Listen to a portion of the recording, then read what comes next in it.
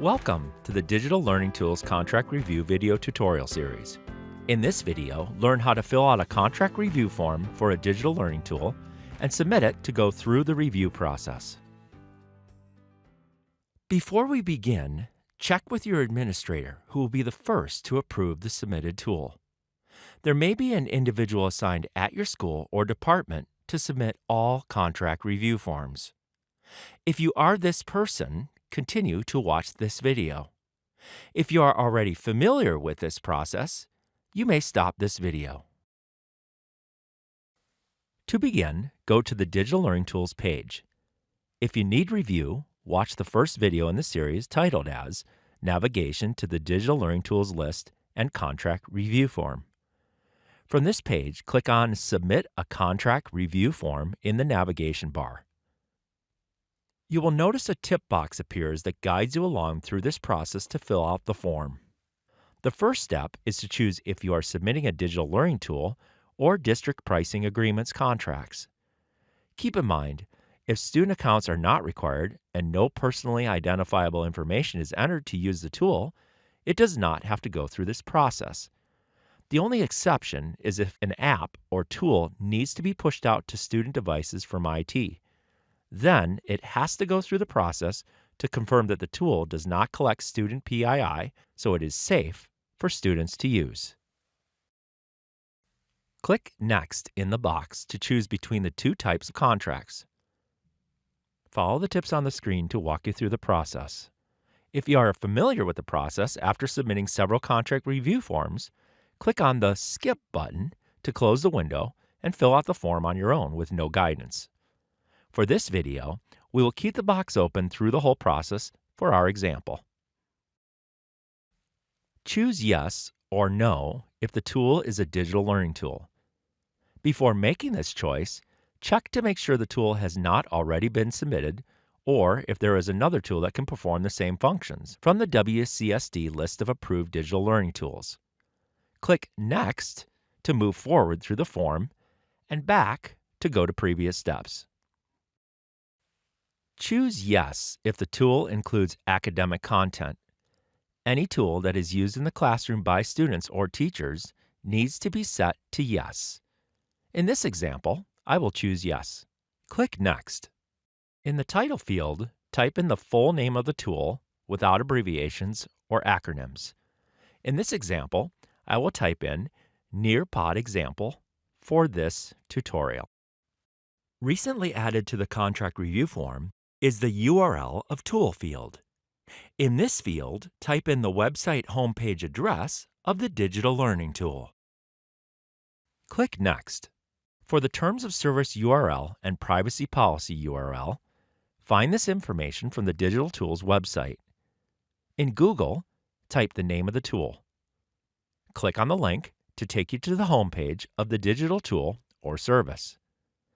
Most of the time, the Terms of Service and Privacy Policy have links at the bottom of the homepage.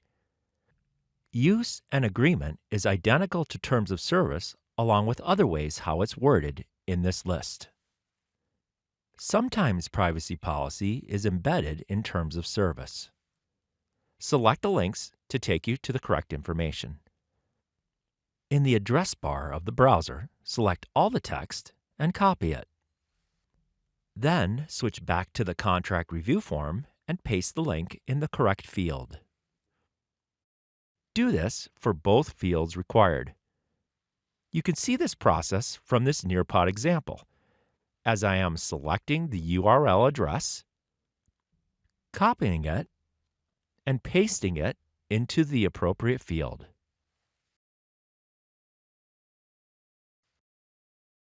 Click Next. The next step in this process is to provide a detailed description of the digital learning tool. Here are some questions to think about as you put together a thorough description. What does the digital learning tool do? How will the digital learning tool help students?